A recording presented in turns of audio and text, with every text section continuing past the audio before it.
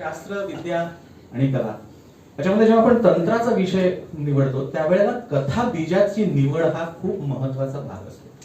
बऱ्याच वेळेला काय होतं, ज्या मी अलग वाचतो, काही ग्रुप्समध्ये पण मी आहे किंवा इतर बाजूच्या इतर लोक पण मला इंडिव्हिज्युअल पाठवत असतात मार्गदर्शनासाठी, त्यावेळेला मला एक गोष्ट लक्षात येते की कथा बीजाबद्दलच गोंधळ असतो. म्हणजे काय, मला नक्की सांगायचंय काय कथेमधनं, हाच खूप गोंधळ असतो. एक उदाहरण देतो, उदाहरण म्हणून आपण त्याच्याकडे बघूया. मला आता लगेच आता बोलता बोलता सहज आठवलं की उदाहरणार्थ आता समजा उद्या राम मंदिराचा प्रतिष्ठापना आहे, तर राम मंदिराची प्रतिष्ठापना हा प्रसंग झाला, पण त्याच्यात बीज काय आहे, तर भारताचं सत्व हे बीज आहे, हिंदुत्वाचा उदय हा हे बीज आहे.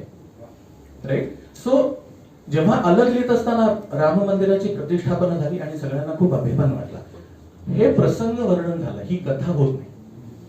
त्याच्यामुळे बऱ्याचशा वेळेला गडबड काय होते की अलग हा प्रसंग म्हणून किंवा प्रसंग वर्णन म्हणून लिहिली जाते, त्याच्यामध्ये कथा बीज दिसत नाही. आणि त्याच्यामुळे बघा फरक तुम्हाला लक्षात आला असेल की राम मंदिराची प्रतिष्ठापना हा प्रसंग आहे, पण त्याच्यातलं कथा बीज हे भारतीयांचं स्वत्व हा आहे. ओके. आता हा जर आपण फरक लक्षात घेतला आणि आपण जेव्हा कथा लिहितो किंवा अलग लिहितो त्यावेळेला आपल्याला काय एक्झॅक्टली बीज मांडायचे हे आधी पहिल्यांदा अलग लेखकांनी आपल्या मनामध्ये खूप स्पष्टता आणणं आवश्यक असतं. की मला हे म्हणायचंय का, मला हे म्हणायचंय का, मला असं मांडायचंय का. नाहीतर बऱ्याच वेळेला काय होतं, प्रसंग मांडला जातो. त्याच्यामुळे कथा बीजाची निवड आणि त्याची सुस्पष्टता हा तंत्रातला पहिला भाग. मी पटपन फक्त विषय मांडत पुढे जाणार आहे. दुसरा, कथेची मांडणी. आता कथेची मांडणी करत असताना मी म्हटलं की युनिव्हर्स, प्लॉट, कॅरेक्टर्स. बरं, कॅरेक्टर्स एस्टॅब्लिश करणं हे 3 पानं घेतात. जेव्हा आपण लघुकथा किंवा दीर्घकथा लिहितो ते आपल्याला एका शब्दात मांडायचं असतं, एका ओळीत मांडायचं असतं. त्यामुळे त्याच्यासाठी प्रिसाईज शब्द काय वापरायचे ते त्या पात्रासाठी, त्या युनिव्हर्ससाठी, त्या प्लॉटसाठी, आणि मग त्याच्यानंतर त्याची उत्कंठा कशी वाढवत न्यायची आणि नंतर त्याचा क्लायमॅक्स कसं करायचं, आणि हे सगळं आपल्याला 5 वाक्यात बदलायचंय. त्याच्यामुळे माझी एकंदरीत कथेची मांडणी ह्या 5 वाक्याची कशी असली पाहिजे ह्याचा खूप खोलवर विचार अलग लेखकांनी करावा. आणि जेव्हा आपल्याला स्वतःला पटेल की हा यार मला तर मजा आली, त्यावेळेला ती कथा लिहून काढावी आणि मग ती पुन्हा रिफाईन करावी, रिवाइज करावी. मला नक्की हेच म्हणायचंय का, 1-2 जणांना वाचून दाखवावी. त्यांनी वाचून दाखवल्यानंतर असं जर एक्सप्रेशन दिलं तर कळावं की काय म्हणजे काहीतरी गडबड आहे. राईट. सो त्याच्यामुळे तो एक महत्वाचा मुद्दा मला मांडावा असं वाटतो. पुढचं गेन खूप जास्त आहे, थोडा आता कमी करा, थोडासा. नंतर अलग मधली वाक्याची मांडणी आणि 5 वाक्यामध्ये सुद्धा परिच्छेद करणं. म्हणजे तुम्ही कुठे ते वाक्य तोडताय. म्हणजे आता अलग मांडत असताना आपण जर सरळ 5 वाक्य लिहिली तर त्याचा पडणारा प्रभाव, हे सगळं अनुभव किंवा एक्सपेरिमेंट जे करत होतो त्याच्यात मला लक्षात आलं की वाक्यामध्ये 2 वाक्यामध्ये एक गॅप असणं हा सुद्धा अलगच्या प्रभावीपणाला खूप एक वेगळा आयाम देतो. म्हणजे राजेंद्र वैशंपायन भावार्थमध्ये आले, त्यांनी या अलग बद्दल सांगितलं आणि ते झाले, त्यांनी चहा प्यायला ते घरी गेले.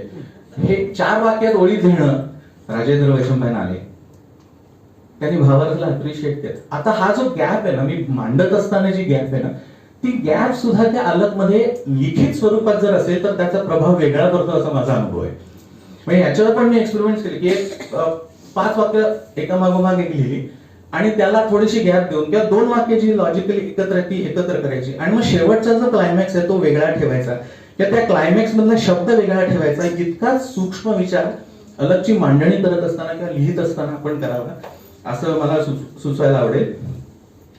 पुढचं चिन्हांचा उपयोग. अवतरण चिन्ह, स्वल्पविराम, अर्धविराम, पूर्णविराम, single quote, double quote, full stop, comma.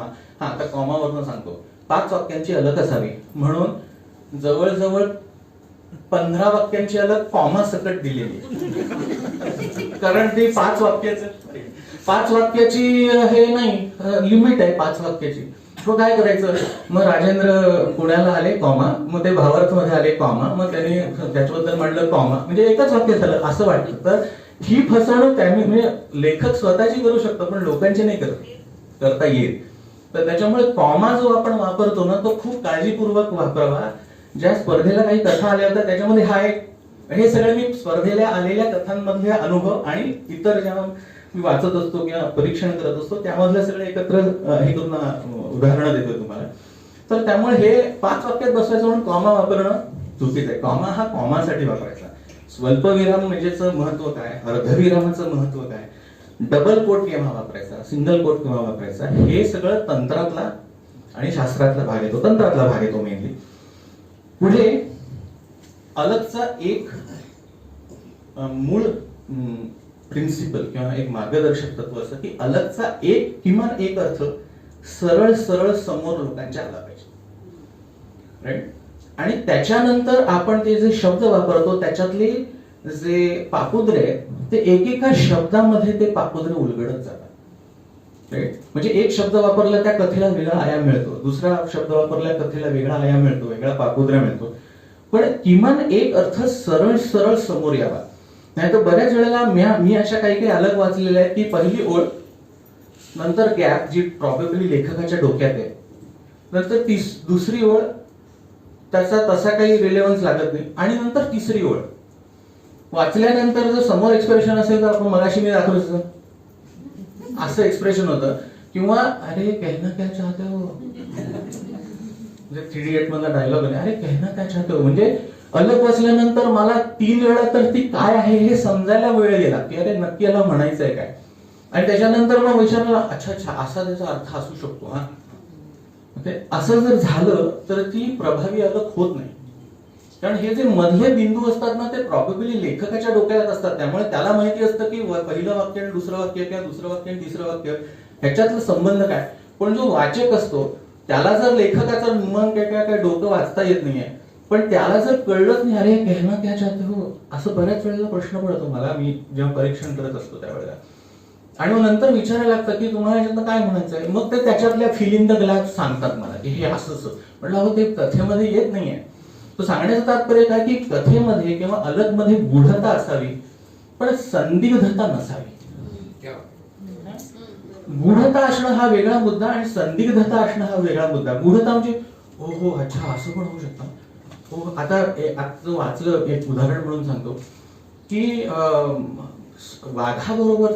हरणाबरोबरचा सूड घ्यायचा म्हणून वाघाच्या पावलाचा आवाज होऊ दिला नाही. इतका कमाल कॉन्सेप्ट आहे, राईट. आता हा जो विचार आहे, आता हे सरळ सरळ अर्थ समोर आलाय. आता त्याच्यातनं कितीतरी अर्थ मलाच जाणवले, त्यांना लिहित असताना काय अपेक्षित होतं मला माहिती नाही. पण एकंदरीत जे राजकारण आहे त्याचा एक पापुद्र आहे मला जाणवलेला. राजकारणाचा पापुद्र आहे, समाजकारणाचा पापुद्र आहे, कौटुंबिक पापुद्र आहे. इतके पापुद्रे मला त्याच्यात वाचत असताना दिसले. माझी संवेदनशीलता किंवा वाचकाची संवेदनशीलता कशी असेल त्याप्रमाणे त्याला वेगवेगळे पापुद्रे त्या अलग मध्ये दिसू शकतात, जाणवू शकतात.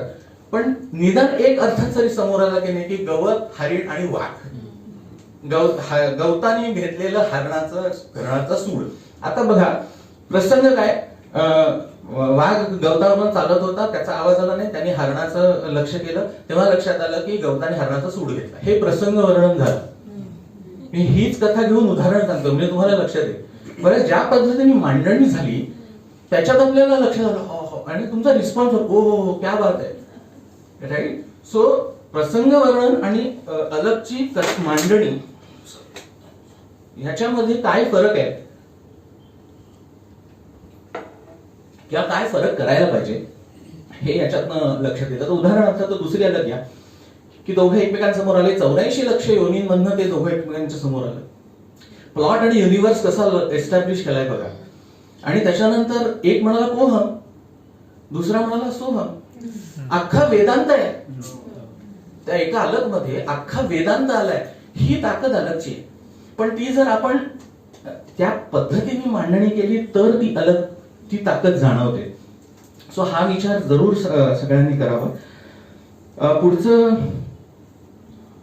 शास्त्र ह्या विषयाचा विचार करूया. तर शास्त्र याचा अर्थ काय की काय करायचं आणि काय करू नये. अरे थँक्यू सो मच, तुमचं इतकं बारीक लक्ष आहे. Thank you, thanks lot. काय करायचं आणि काय करू नये हे शास्त्र सांगतं. म्हणजे आता समजा मी रागसंगीताचा विषय घेतला तर भूप रागामध्ये मध्यम वापरू नये हे एक सर्वसामान्यपणे नियम आहे. आता कोणी जर येऊन म्हणाल मी मध्यम वापरलं तर काय झालं, कुमारजींनी चैती भूप मध्ये मध्यम, अरे पण ते कुमारजी होते, राईट. एक्सेप्शनल माणसांची एक्सेप्शन्स ऍक्सेप्टेड असतात, पण सर्वसामान्यतः आपण जे नियम ठरवलेले त्या नियमाप्रमाणे आपण वागायचं. तर हे जे अलगचे नियम आहेत, तर ते नियम पाळून किंवा ते निकष पाळून अलग मध्ये काय पाहिजे, तर नियम मगाशी सांगितले 5 वाक्यांची अलग पाहिजे. हास्यरसातली ते नको. मध्ये काही डिस्कशन झाली की हास्यरसात अलग असली तर काय बिघडलं, तर त्यावेळी सांगण्याचा प्रयत्न केला की त्याला आपण ऑलरेडी विनोद म्हणतो, मग त्याला अलग म्हटलं तर अलगचं जे ती सघनता आहे ती डायल्यूट केल्यासारखी होईल. शेवटी त्यांना ते पटलं असावं, माहिती नाही मला, पण हा एकदा म्हटलंय की अलग हा मध्ये हास्यरसात ती अलग नसावी 5 वाक्यात, पण जर म्हटलं 5 ऐवजी 6 झाले तर काय कुठे फरक पडतो एका वाक्याने. आता काहीतरी तर नियम पाळायला पाहिजे की नाही. म्हणजे हे म्हणजे मी हंसध्वनीमध्ये तीव्र मध्यम वापरलं तर काय होईल, वाट लागेल, राईट. पण कोणी जर करायला म्हटलं तर धन्यवाद, फारच बरं वाटलं असं म्हणून सोडून देतील. म्हणजे तुमच्या अलगचा जर परिणाम व्हावा असं वाटत असेल किंवा ते अलग ह्याला या साहित्य प्रकाराला धरून आपण जर काही करत असो, तर ते सध्या मी असं सांगेन की नियम वापरून किंवा नियम पाळूनच ते करावं. माझं स्वतःच असं मत आहे, अनुभव आहे, विशेषतः शास्त्रीय संगीतामधला सुद्धा, की उलट नियम असल्यामुळे प्रतिभेला अधिक पंख फुटतात, नाहीतर स्वैराचार होतो. नियम असले की त्या नियमामध्ये राहण्यासाठी जी बुद्धीची कसरत करायला लागते त्याच्यातून प्रतिभा हळूहळू निर्माण होते. नाहीतर हंसध्वनीमध्ये तीव्र मध्यम लावलं, मग ठीक आहे चालू आहे, राईट. सांगण्याचं तात्पर्य असं की शास्त्र पाळलं गेलं पाहिजे, याच्यासाठी म्हणून अतिशय कसोशीने शास्त्र पाळलं गेलं पाहिजे, ह्या मताचा मी आहे. दुसरा, मी वेळेत आहे ना, ओके. दुसरा विषय काय टाळावं ह्याची लिस्ट जास्ती आहे. काय टाळावं ह्याची लिस्ट जास्ती आहे. म्हणजे उगीच मगाशी मी गूढतेबद्दल सांगितलं, उगाच ओढून ताडून गूढता आणू नये, कारण ती कळते गूढता आणलेली. गूढता आणि मी मगाशी म्हटलं असं की गूढता आणि असंबद्धता याच्यामध्ये खूप थिन लाईन आहे. तर ती थिन लाईन आपल्याला ओळखता आली पाहिजे. एखाद्याला तुम्ही लिहिल्यानंतर जर तुम्ही न सांगता, म्हणजे ते कसं माहिती, जोक सारखं किंवा गझलचा एखादा शेर असतो ना त्याच्यासारखं आहे. एखादा शेर वाचल्यानंतर असं जर एक्सप्रेशन आलं तर याचा अर्थ तो प्रभावी नाही. तसंच अलग वाचल्यानंतर मगाशी म्हटलं तसं एक सरळ अर्थ त्या माणसाला पटून किंवा लक्षात येऊन पटून आहा हा क्या बात आहे असं आलं पाहिजे, म्हणजे ती अलग चांगली अलग. ओके, हे आपल्या अलगच्या बाबतीत घडतंय का ह्याचा खूप काटेकोर आणि वस्तुनिष्ठ विचार प्रत्येक अलग लेखकाने प्रत्येक अलगच्या बाबतीत करावा, असं माझं सजेशन असणार आहे. दुसरं, अलग मध्ये काय होतं गडबड, आपल्या अनुभवातली किंवा आपल्या नात्यांमधल्या येणाऱ्या अनुभवांची सगळी भडभड अलग मधनं बाहेर पडते. 5 वाक्यामध्ये ती नणंद अशीच आहे, मग ती सासूने असं केलं, मग ते सासऱ्याने असं केलं, मग ते नणंदला मी तिने बदला घेतला, हेच विषय, राईट. तर कौटुंबिक विषय असावे त्याच्याबद्दल म्हणणं नाही, पण आपल्याला कुठल्या तरी माणसाबद्दल वाटलेली भडभड अलगच्या माध्यमातून त्यांच्यापर्यंत पोहोचवू नये.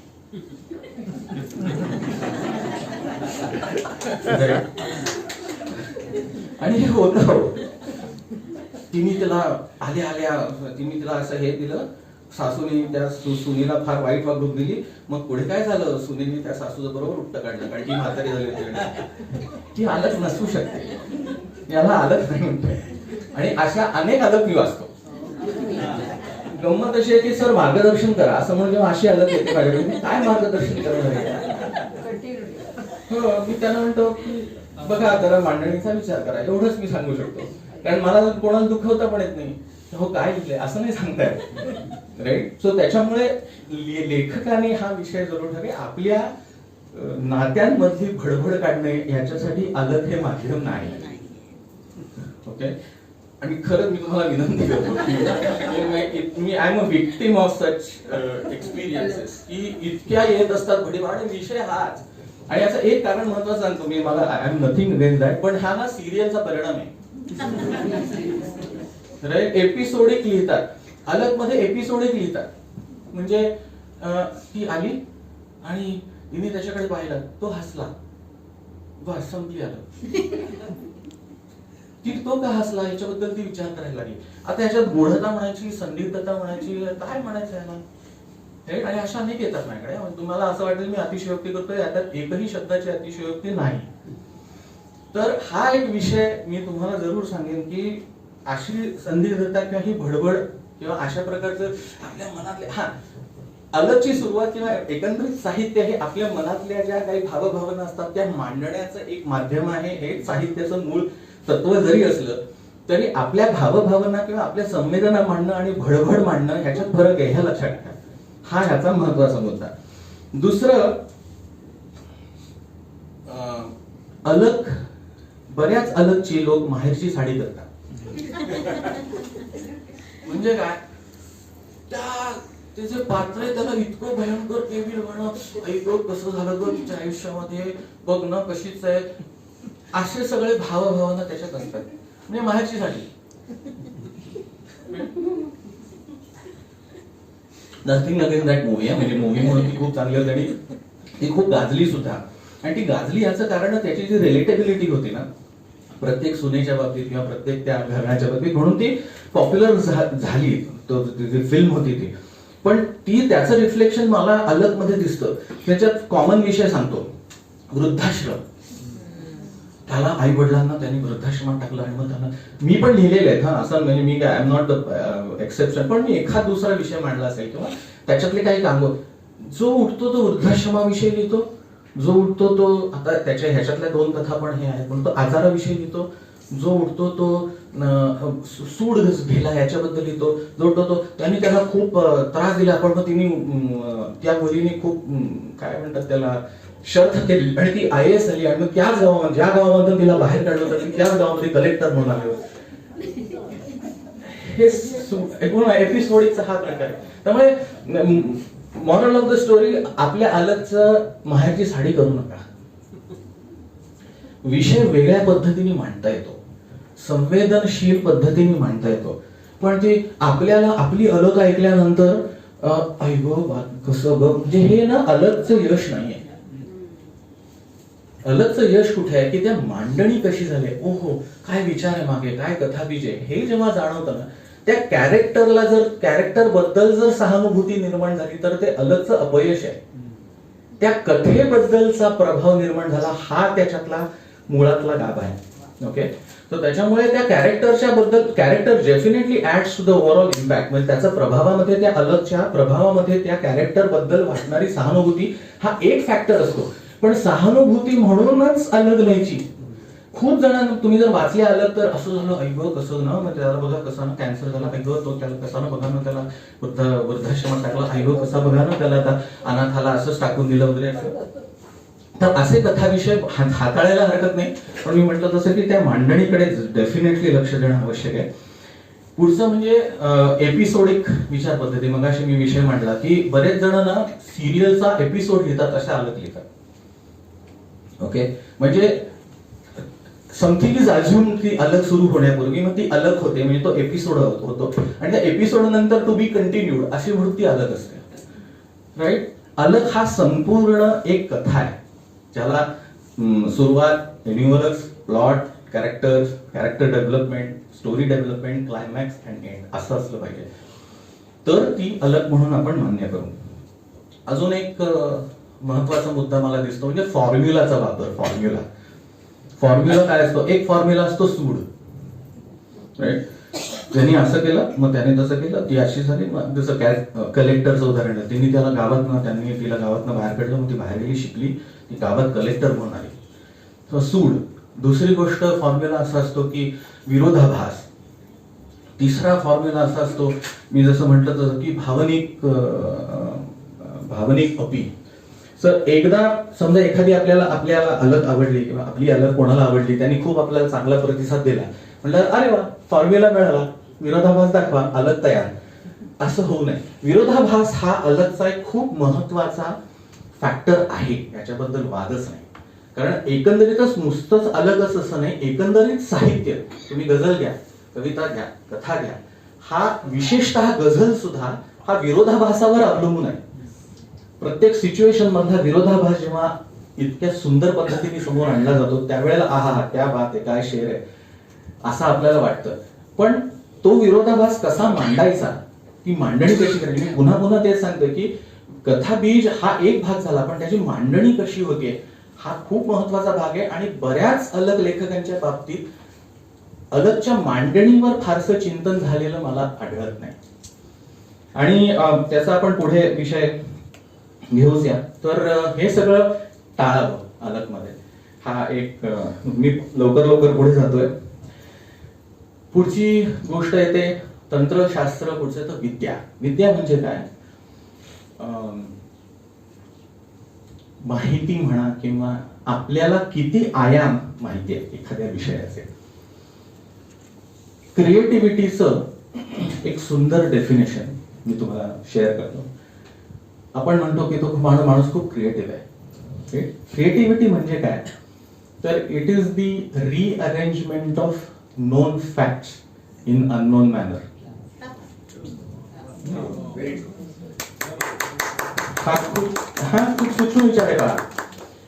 Creativity is arrangement of non facts in unknown manner. संगीत घ्या, 7च सुरात गेले युग लोक काम करत आहेत. 7च सूर आहेत. नोन फॅक्ट्स काय, सारेगम पधनिसा. क्रिएटिव्हिटी काय, त्याची rearrangement of those known facts in the way nobody has heard ever before. Right?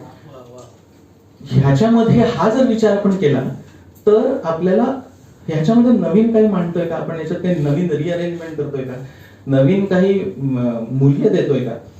माझ्या एका मित्रांबरोबर चर्चा झाली होती. तर त्यावेळेला त्यांनी खूप आमचं डिस्कशन चालू होतं. त्यावेळेला प्रतिभा हा विषय होता. तर प्रतिभा म्हणजे काय, तर एखाद्या विषयाला तुम्ही किती वेगवेगळ्या अँगल मधनं पाहू शकता म्हणजे प्रतिभा. ती कशी येते, अनुभवात नाही. अनुभव कसा येतो, निरीक्षणात नाही.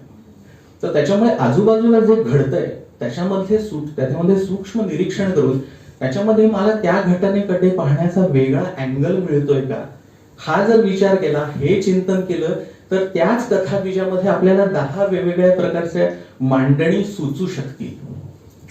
पण त्याच्यासाठी खूप चिंतन करणं भाग आहे. आता प्रतिभेचं एक दुसरं हे सांगतो की प्रतिभा आपण म्हणतो अरे तो प्रतिभाशाली आहे, तो प्रतिभाशाली आहे, तो प्रतिभाशाली आहे.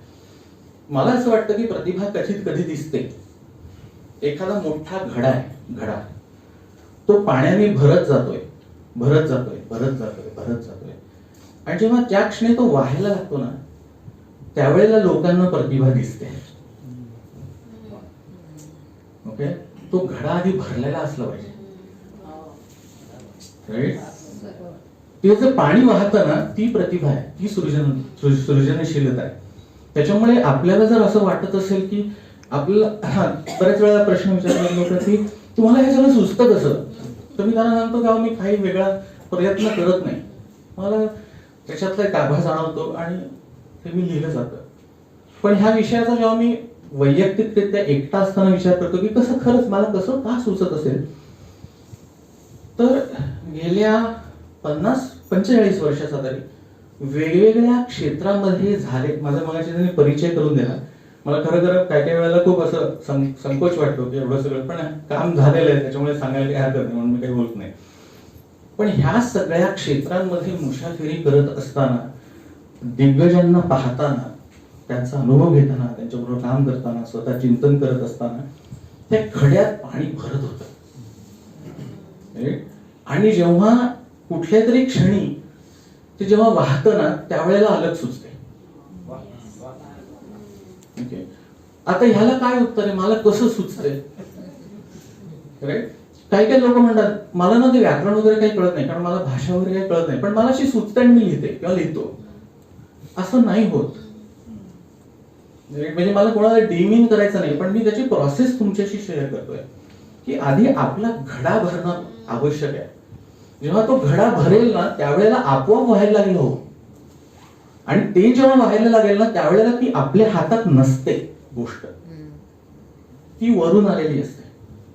राईट. दुसरा त्याच्यातलं एक तुम्हाला उदाहरण देतो की कधी जर समजा असं झालं आणि आता साहित्यिक ग्रुप आहे म्हणून की कोणीतरी आला, हो तुमचं पेन काय कमाल लिहितो, खूप सुंदर पेन तुमच्या कथा लिहितं, तुमच्या कथा तुम्ही कुठलं पेन वापरता, क्या बात आहे, काय लिहितं ते पेन कथा, असं म्हणणार आहे की नाही. मी पेन आहे हो त्याचं, ही भावना आहे, मी त्याचं पेन आहे. म्हणजे माझं काम काय, मी मला स्वच्छ ठेवणे, तर ती शाई वाहत राहील की नाही. तर आणि याच्या विनय अजिबात नाही, मला टाळ्या घेण्याचा हा विषयच नाही.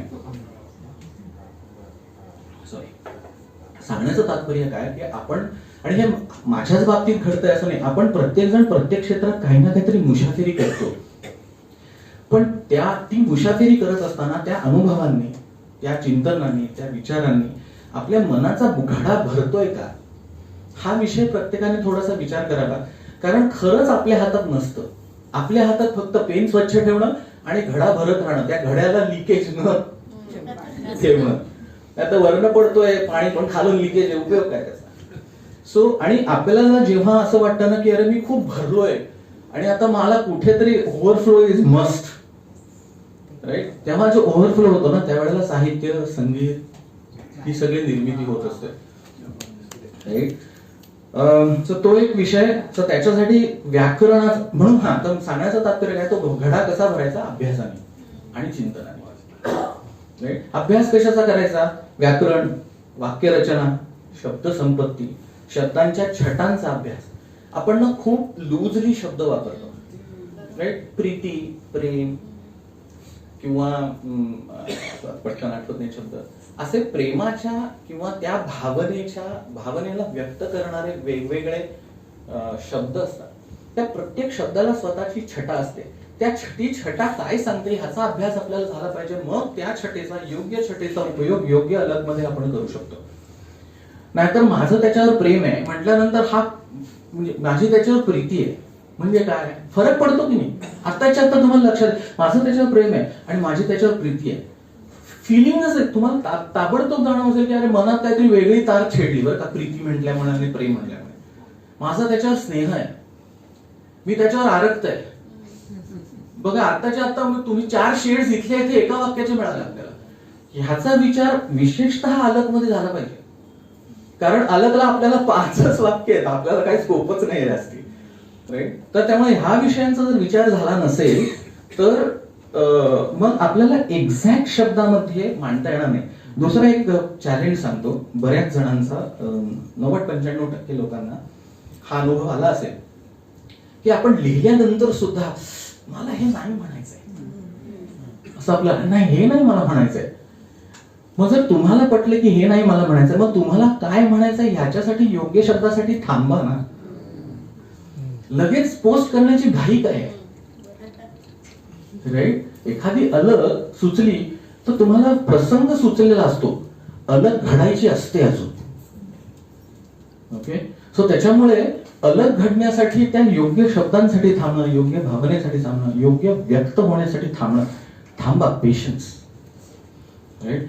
उदाहरणार्थ आता मार्गदर्शनासाठी काही काही वेळेला हे येतं, तर एखादी अलग लिहिलेली असते, मी त्याच्यावर सांगतो की ह्याच्यामध्ये ना तुम्ही थोडासा मांडणीचा विचार करा, थोडा बदल करून जरा विचार करायचा. पुढच्या 1.5 मिनिटाला बदललेली अलग हजर, कसं शक्य आहे, राईट. आपण जेव्हा म्हणतो विचार करावा, अक्षरशः असं आता कसं वाटतंय, नाही अजून नाही झालं, पुढच्या 1.5 मिनिटात असं आता कसं वाटतंय, अरे हो थोडा तर विचार करा की आपण काय लिहिलंय, चिंतन केलंय. सो हा एक विषय. आणि हे सगळे प्रकार मी माझ्या स्वतःच्या बाबतीत हे सगळे एक्सपेरिमेंट्स करत असताना केलेले आहे की मला हेच म्हणायचं आहे का एक्झॅक्टली, नाही यार. म्हणजे पूर्वीच्या जेव्हा प्रयोग चालले होते त्यावेळेस. सर माझं थोडे काही गझल, आपले गझल नवाज भीमराव पांचाळे यांच्याकडे मी गझलचा अभ्यास त्यांच्या मार्गदर्शनाखाली, तेव्हा गझल लिहित असताना ही सवय मला लागली की एक्झॅक्ट शब्द असल्याचे, एक्झॅक्ट शब्दाची निवड करणं हे खूप आवश्यक आहे. हे मी तेव्हा शिकलो, त्याचा उपयोग मला अलग मध्ये होतो. सो हा एक विषय, विद्या या गोष्टीने. शब्दसंपत्ती, छटांचा अभ्यास, अलंकार कसे वापरायचे, रूप, उत्प्रेक्षा, उपमा, आता अलग मध्ये रूपक फार सुंदर वापरता येतो, राईट, पण त्याचा तसा पुन्हा विचार झाला पाहिजे. त्याच्यातनं काहीतरी नुसतं रूपक मांडायचं म्हणून रूपक मांडणं बरोबर नाही. त्याच्यातनं काहीतरी अर्थ गेला पाहिजे. घडा भरण्यासाठी काय करायचं तर इतर जे खूप चांगले लेखक आहेत, वपू काळे म्हणा, पु ल देशपांडे म्हणा, त्या तुमच्या आवडतीचे लेखक आहेत, त्यांचं अक्षरशः भूक लागल्यासारखं साहित्य वाचून काढा आणि त्याच्यावर चिंतन करा. एक वाक्य वाचल्यानंतर चिंतन होतं की त्यांना काय म्हणायचं, कसं म्हटलंय, कशी मांडणी केली, हा शब्द का वापरला असेल. तुम्हाला असं वाटेल की आहे प्रत्येक ह्या वेळेला हे डोक्याला शॉर्ट आहे, पण डोक्याला शॉर्ट लागल्याशिवाय सध्याची भाषा ही मला माहिती आहे, पण डोक्याला शॉर्ट लागल्याशिवाय नाही घडणार. हे चिंतन घडणं, खूप सूक्ष्म विचार म्हणून जेव्हा होईल त्यावेळेला तो घडा भरायचा आहे. घडा भरण्याची ही प्रोसेस आहे. उत्तराचं वाचणं, परिशीलन करणं, त्याचा आपल्याला अंदाज बांधणं, लगेचच पुन्हा अच्छा असं गेल्या फॉर्म्युला मांडायचं नाही. अच्छा वपू काळे असं फॉर्म्युला वापरत का, चलो सुरू. अजून एक शास्त्रीय संगीतातलं तत्व मला त्याचा ओव्हरऑल साहित्यात किंवा माझ्या एक्सप्रेशन मध्ये उपयोग झाला. आपण गुरूंकडे शिकतो. गुरु जसे गातात तसे गाणं हे उद्देश नाही. गुरु जशी बंदिश मांडतात तसे बंदिश मांडणं हा उद्देश नाही. उद्देश काय आहे? गुरूंनी शिकवलेलं शिकणं, त्याची आवर्तन करणं, ते अंगात मुरवणं, त्या बंदिशीला आपलं करणं आणि आपली बंदिश म्हणून ती मांडणं, हे शास्त्रीय संगीतात आवश्यक आहे. आणि जोपर्यंत ती बंदिश आपली म्हणून मांडली जात नाही ना, तोपर्यंत आपल्या गाण्याला महत्व नसतं गुरूंच्या. गाण्याचं आपलं गाणं जर करायचं असेल ना, तर ते आत पूर्णपणे भिनून ते गाणं आपलं गाणं म्हणून समोर मांडलं गेलं पाहिजे. आणि गंमत सांगतो, गुरूंना सुद्धा हेच अपेक्षित असतं. ते असं म्हणत नाहीत माझ्यासारखं गा, राईट. त्यांना असं असं मी कसं करतो ह्याच्याकडे लक्ष देऊ नको, मी हे का करतो याचा विचार कर. आणि हा महत्वाचा मुद्दा आहे की एखादी गोष्ट वाचल्यानंतर त्याने हे का केलं असेल, कसं केलंय म्हणून लगेच त्याचा फॉर्म्युला म्हणून आपण उतरायला सुरुवात करतो. तसं न करता कसं केलं असेल, का केलं असेल त्याने, हा का विचार केला असेल, हा शब्द का वापरला असेल, एवढं बारीक सूक्ष्म चिंतन. जसं अप्सुरांच्या बाबतीत तसं की ही डिझाईन क्या बात आहे, कसं केला विचार, ओहो हो काय विचार केला, असं जेव्हा आपण हळूहळू व्हायला लागेल ना, त्यावेळेला त्या संगीताचा अधिक अभ्यास होतो. तेच अलगच्या आणि साहित्याच्या बाबतीत सुद्धा लागू आहे असं मला मनापासून वाटतं. अलंकार याच्यामध्ये उपरोध, तिरकसपणा, उपमा, उत्प्रेक्षा, म्हणजे तुम्हाला जर राजकारणावर एखादी अलग मांडायची असेल तर ती खूप सटली मांडायला लागते, नाहीतर लोक झेंडे घेऊन येतील घरी, राईट. पण आपल्याला लिहायची तर खूप इच्छा आहे, तुम्हाला जास्ती तर काही फार व्यक्त होता येत नाही. एक उदाहरण दाखवतो, उदाहरणादाखल एक मला सुचली होती. तो नुसताच गरजायचा, बरसायचाच नाही. तो नुसताच गरजायचा, बरसायचंच नाही. त्यानं आषाढांच्या ढगांबरोबर फारकत घेऊन ढगांचा वेगळा पक्ष स्थापन केलाय म्हणे. आता याच्यात कोणी येऊन मला झेंडे दाखवू शकेल का? पण तुम्हाला सगळ्यांना कळलं म्हणून तुम्ही टाळ्या वाजवल्या. हा पाहिजे तर व्हिडिओतनं कट करा. पण तुम्हाला आशय लक्षात आला की नाही, ही सटलटी आपल्याला यायला पाहिजे. म्हणजे व्यक्तच सगळं होत आहे, कळतंय ते सगळं आहे, पण कोणीतरी येऊन तुम्हाला काळे झेंडे दाखवता कामा नये. आणि याच्यासाठी पुन्हा आशयाचा, विषयाचा, शब्दाचा खूप विचार झाला पाहिजे. आता ह्याच्या पुढची स्टेट येते ती कलेची येते, आणि हा विषय पुन्हा कलेपर्यंत आपण जेव्हा नेतो, कारण कला म्हणजे काय, तर मी म्हटलं तसं की मनाचा गाभारा किंवा मनाचा घडा भरल्यानंतर जेव्हा पाणी व्हायला लागतं त्याला चॅनलाइज करणं म्हणजे कला. आणि ते चॅनलायझेशनचा सुद्धा विचार झाला पाहिजे, आणि ती मग तुमची कला, तुमचा विचार, तुमचं माध्यम, तुमचं व्यक्त होणं, संवेदना म्हणून ती बाहेर येते, व्यक्त होते. आणि त्याच्यामुळे एखाद्या व्यक्तीचं आहा कमाल असं का वाटतं, याचं कारण ही सगळ्या प्रोसेस मधनं ती व्यक्ती गेलेली असते, आणि ही लांबची प्रोसेस आहे. आज आपण गझल वाचली, हा कळलं मला कसं लिहायचं, मी फिरायला लागलो, मी उरायला लागलो, अरे सोपं आहे. असं होत नाही गझल, राईट. म्हणजे टला जसं पु ल देशपांडेंचे खूप सुंदर आहेत रावसाहेबच्या त्या त्यांच्या कथेमध्ये प्राचीला गच्ची. ते रावसाहेब एकदम उत्साहाने आले तर ते प्राचीला गच्ची चालते का बोला हो एकदा असं. तर तसं प्राचीला गच्ची करून जशी गझल होत नाही तसं फॉर्म्युला वापरून अलग होणार नाही. आपल्याला स्वतःला त्याच्यावर विचार करायला काय काय विचार करायला लागेल. भाषा सौंदर्य, विचार सौंदर्य, भावना सौंदर्य, शब्द सौंदर्य. आपल्या अलगमध्ये हे 4 गोष्टी आहेत का याचा प्रत्येकाने जरूर विचार करायला पाहिजे. प्रोसेस काय.